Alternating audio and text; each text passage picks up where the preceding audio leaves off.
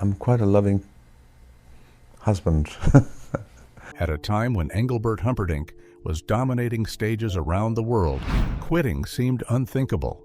His fan base was massive, his presence in Las Vegas was undeniable, and his career still had momentum. But behind the applause, frustration was quietly building. Opportunities disappeared, tensions formed, and the direction of his career slowly slipped beyond his control. For years, the public never knew just how much was happening behind the curtain. Then, long after the spotlight faded, Engelbert finally confessed the real reason he walked away. And it wasn't what most people expected. The name that changed everything.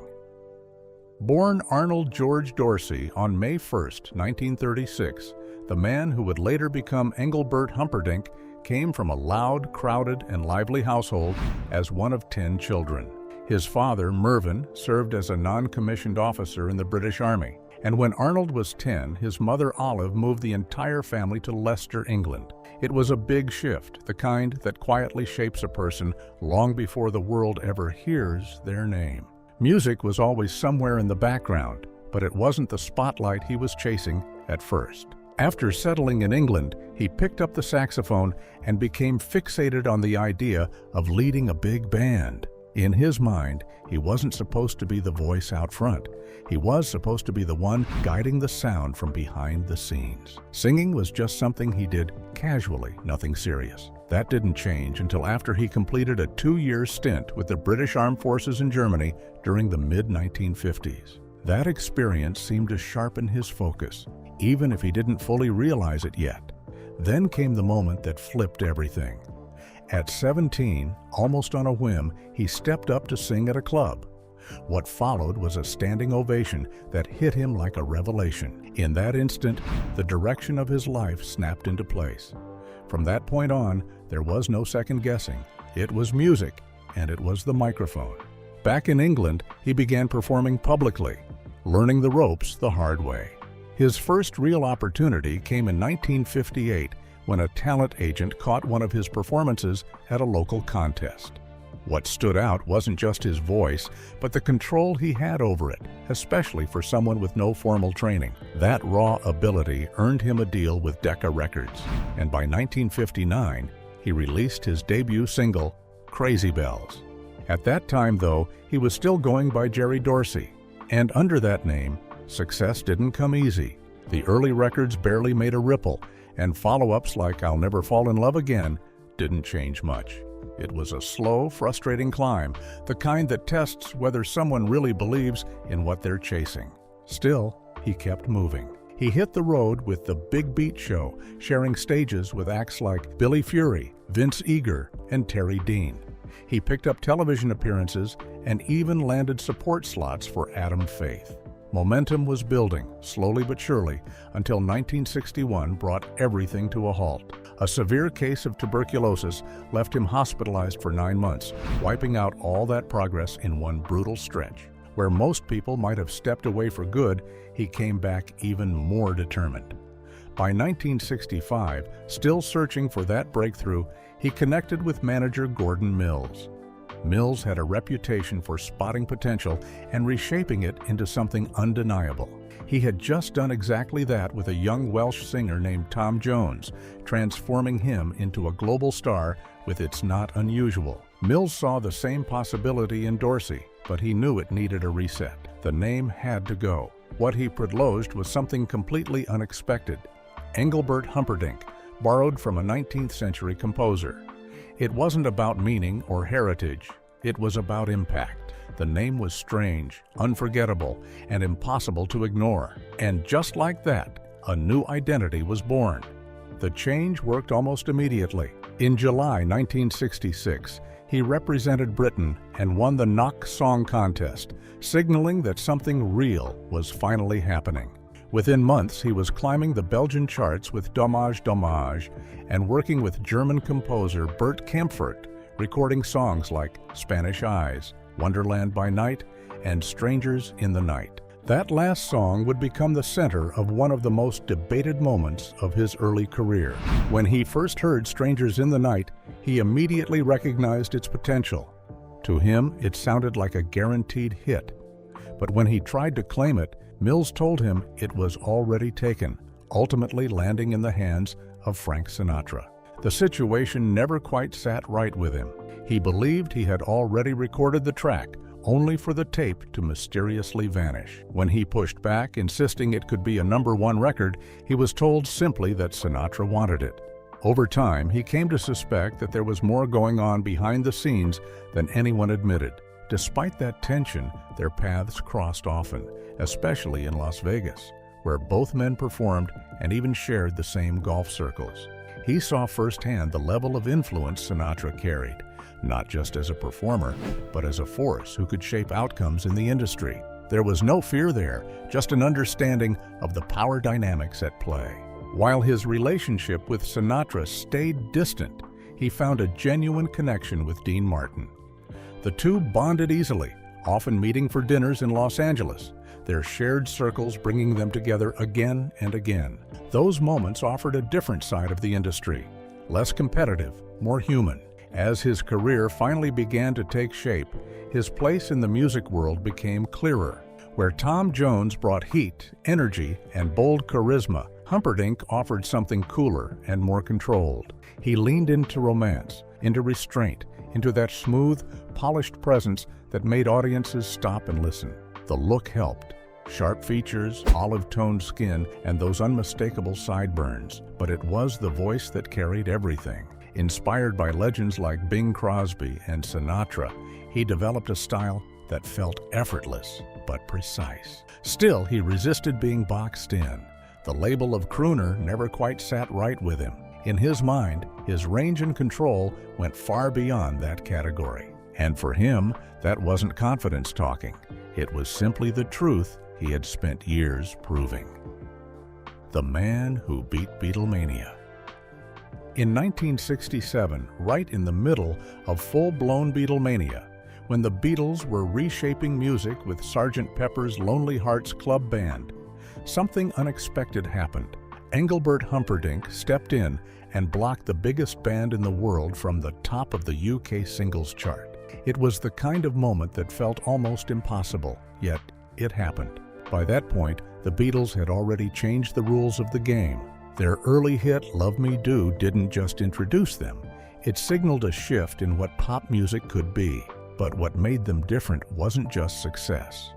From the very beginning, their focus wasn't on chasing charts or dominating the industry. They were driven by the music itself. The global fame came as a result, not the goal. Even after they became a phenomenon, they didn't slow down or play it safe. They kept experimenting, blending genres and introducing sounds that audiences weren't used to hearing on mainstream radio. Before their rise, pop music largely followed a predictable formula. Then suddenly, their songs brought in layered arrangements, unusual structures, and a creative ambition that pushed everything forward. What set them apart even more was their ability to take those risks and still turn them into massive commercial success. That pattern showed early with From Me to You, which held the #1 spot for 7 weeks, becoming one of their longest-running hits. And while they were still building momentum internationally, especially in the United States, they were already dominating at home. Over time, they would rack up 20 Billboard Hot 100 hits in America, more than the 18 they achieved in the UK, cementing their global reach. For a while, it felt like their position at the top was untouchable. Almost nobody could compete with that level of influence and consistency. Almost. In 1967, they released Strawberry Fields Forever, a song that would go on to be seen as one of their most innovative and influential works. But in a rare twist, it didn't reach #1 in the UK. Instead, it was held off by Humperdinck's Release Me. It marked the first time since Please Please Me in 1963 that they had missed the top spot, making the moment stand out even more. Humperdinck wasn't operating alone either. He had some of the most in-demand musicians of the time behind him, including Big Jim Sullivan and a young Jimmy Page. With a rich arrangement from Charles Blackwell and a sweeping orchestral feel, Release Me carried a polished, emotional weight that resonated widely. After entering the charts in February, it steadily climbed until it reached #1 in March, where it stayed for 6 weeks. During the first 3 weeks of that run, the Beatles sat just behind him at number 2 with Penny Lane and Strawberry Fields Forever. It was a striking image. 2 completely different styles of music, side by side, competing for the same audience. The chart results sparked speculation at the time, with some suggesting that the Beatles might be losing their grip on the UK music scene. In reality, that idea didn't hold much weight. Their influence and legacy were already far beyond a single chart position. Even Paul McCartney acknowledged that the outcome likely came down to contrast. What the Beatles were releasing then leaned more experimental and less conventional, while Humperdinck's track delivered something familiar, emotional, and easy for a wide audience to embrace. From Humperdinck's perspective, there was no real rivalry. By then, the Beatles had already secured their place with countless #1 hits. He would later recall crossing paths with them, including meeting McCartney and noticing Ringo Starr attending his live performances. There was a sense of mutual awareness rather than competition. For Humperdinck, Release Me became the turning point. The song didn't just top the charts in the UK, it reached #1 in multiple countries, opening the door for him to tour internationally.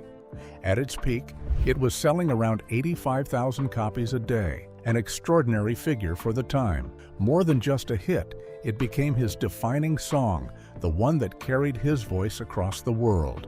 As his popularity grew, so did his audience, particularly among women drawn to his romantic style and stage presence. Because of that and his focus on love songs, critics were quick to label him as just another crooner. It was an easy category, but it didn't fully capture what he brought to the stage. While he wasn't trying to reinvent music in the way the Beatles were, he stood out in his own lane. His performances carried a certain intensity, backed by a vocal range that went beyond what many expected from that label. He saw himself differently, not confined to a single category, but as a contemporary performer with a distinct style. And over time, he made sure audiences and critics understood exactly that. Engelbert Humperdinck confesses the real reason he quit. By the late 1960s, Engelbert wasn't just building a fan base. He was building something that felt closer to a global movement. It started in England, but it didn't stay there for long. Within a few years, fan clubs had spread across continents, multiplying at a pace that felt almost unreal. By the 1970s, the numbers were staggering. Reports claimed it had become the largest fan club in the world, with millions of devoted followers holding it down. And these weren't casual listeners. The names of the fan club chapters alone told the story. Our world is Engelbert. Engelbert, we believe in you, love is all for Eng. That kind of devotion came with intensity, and sometimes it crossed the line into obsession. There were fans making wild claims, even insisting they were carrying his children. It sounded unbelievable, but it came with the territory of that level of fame. Still, beyond the chaos, that loyalty was powerful. Those millions of fans weren't just cheering from the sidelines, they were driving his career forward. Even when radio stations didn't give him much attention, his records still sold in huge numbers. Engelbert himself saw them as the engine behind it all, calling them the spark plugs of his success. They were fiercely protective, deeply loyal, and, in his own words, almost militant when it came to defending his name.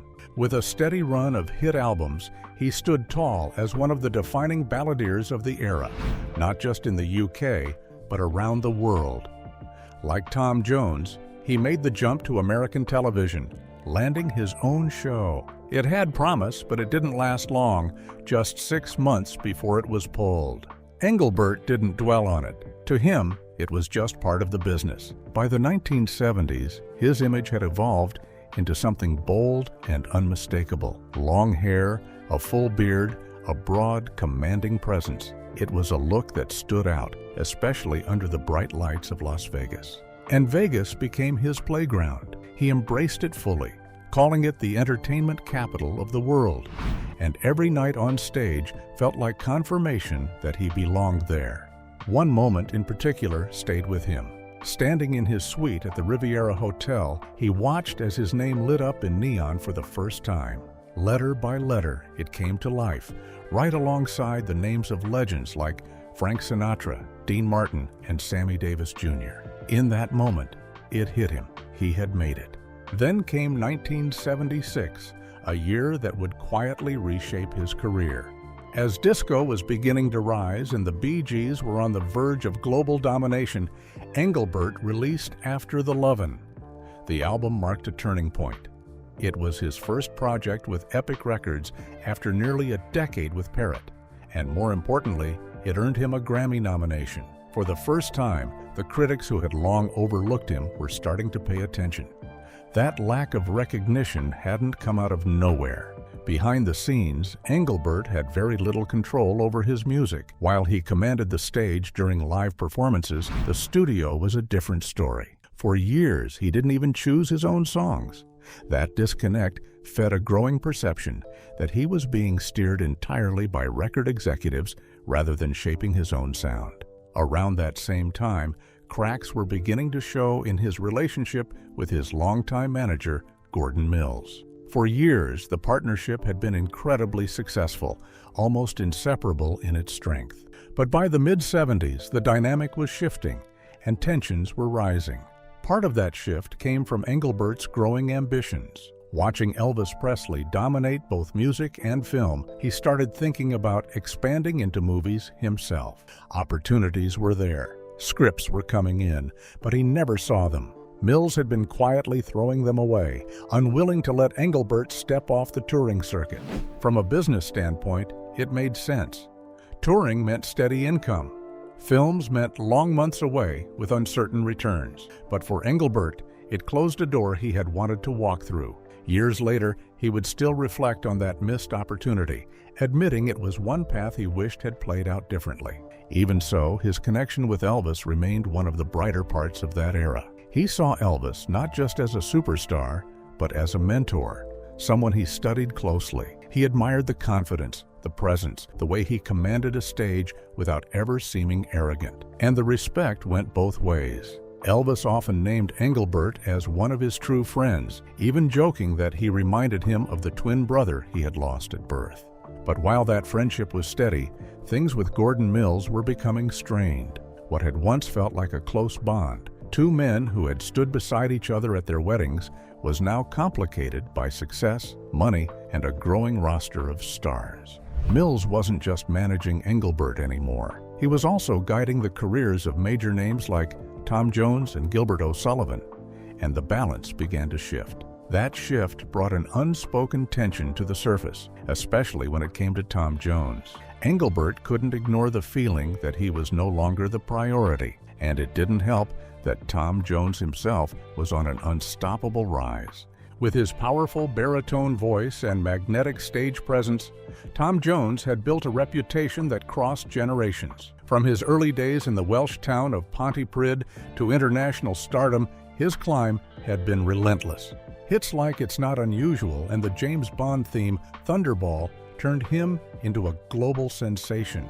His success also played an indirect role in shaping Engelbert's identity. Before the name the world would come to know, there was Arnold Dorsey, a singer looking for his break. When he turned to Gordon Mills for help, the answer wasn't immediate encouragement. Mills initially doubted he could transform him into another Tom Jones, but inspiration came in an unexpected way. One night, flipping through his record collection, Mills landed on the name of a 19th century German composer, Engelbert Humperdinck. It was unusual, impossible to ignore, and exactly the kind of shock value that could cut through the noise. Within days, the rebrand was in motion. At first, even the man himself struggled with it. The name felt foreign, awkward, almost too big, but that was the point. When he finally stepped onto the scene with it, people couldn't help but ask who he was. And just like that, the name did its job.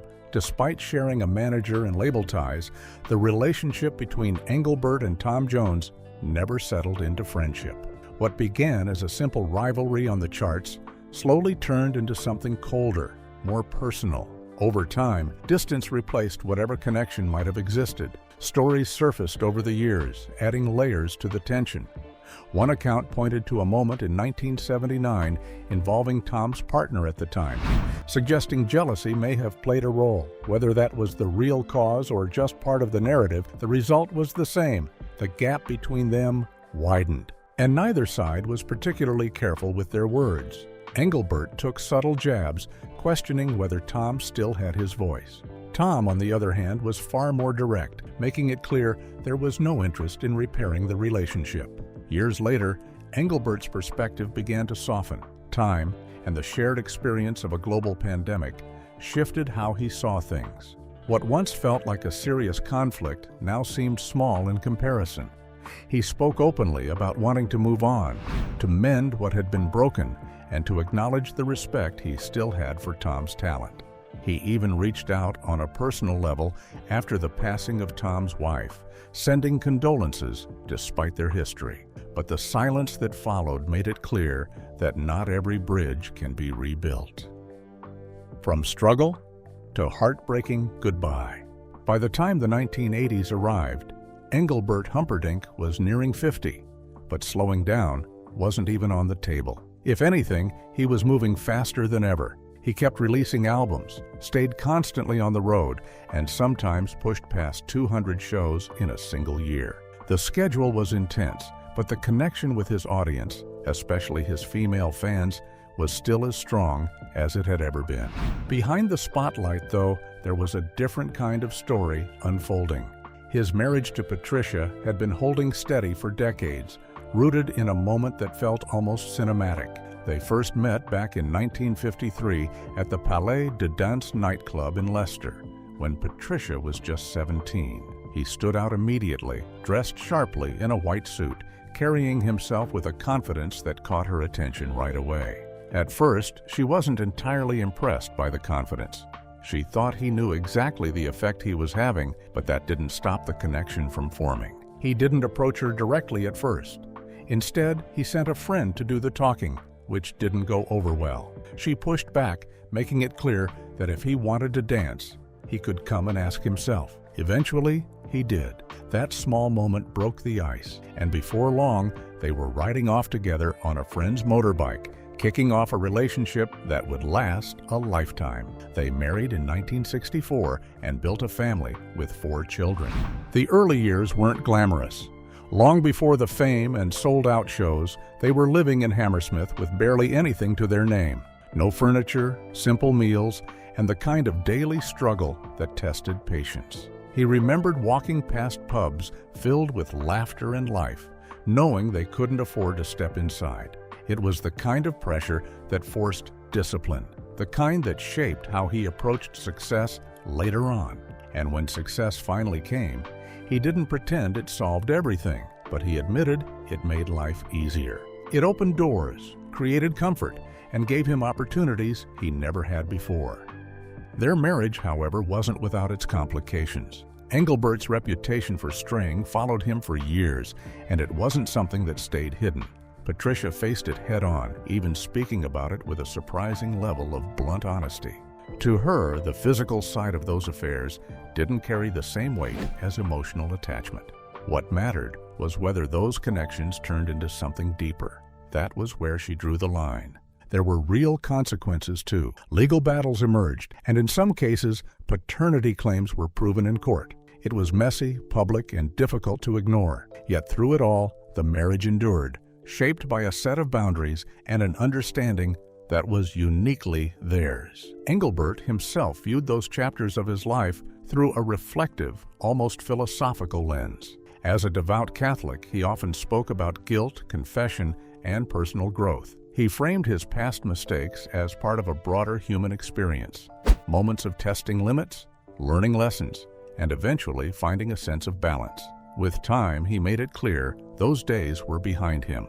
By the late 1980s, his place in entertainment history was firmly secured. He received a star on the Hollywood Walk of Fame and was honored with a Golden Globe as Entertainer of the Year. He had reached a level where he wasn't just performing for audiences.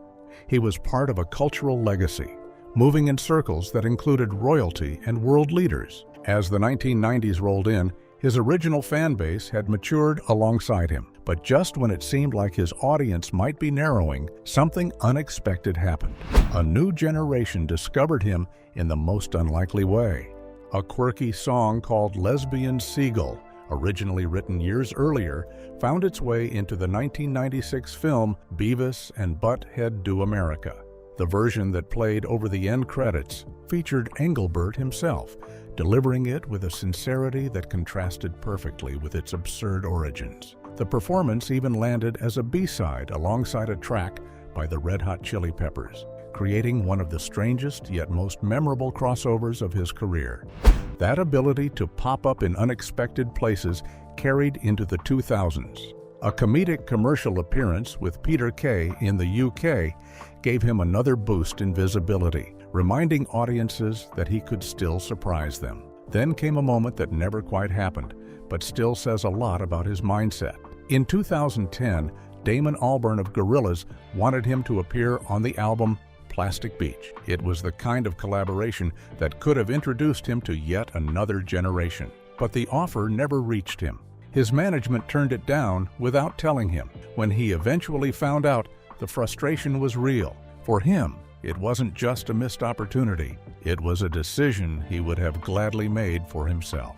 As the years went on, the spotlight began to shift towards something far more personal. In 2017, he revealed that Patricia had been living with Alzheimer's disease for a decade. It was a long, painful journey, and one that he refused to face passively. He threw himself into the search for answers, working closely with doctors and exploring every possible treatment option, from medical research to alternative therapies. He believed deeply in consistency, keeping her environment stable, surrounding her with familiarity, and doing everything possible to slow the progression of the disease. Music remained a constant presence. He filled their space with songs, including a deeply personal tribute he recorded for her, convinced that somewhere beneath the silence, she could still hear him. There were small moments that kept that belief alive. A faint smile, a reaction to his voice. Even on the phone, he noticed gestures that felt like recognition. For him, those moments meant everything. He chose to share their story publicly, not for sympathy, but for hope. He believed in the power of collective support, in the idea that people coming together, whether through prayer or awareness, could make a difference. In February 2021, Patricia passed away in Los Angeles after more than a decade battling the disease. He was surrounded by family, with most of their children by his side. Her passing marked the end of a chapter that had begun decades earlier in that Leicester nightclub. In the aftermath, Engelbert turned back to the one place that had always grounded him, the stage. Performing became more than a profession again. It became a release. It helped him process the loss, giving him a way to channel emotion into something shared with an audience. He found that the songs felt different now. The lyrics carried more weight. The performances felt deeper, more personal. In his mind, she was still there in some way, still listening. Even in his later years, the idea of stepping away hasn't fully settled in. As long as his voice holds and the connection remains, he keeps going, driven not just by habit, but by purpose.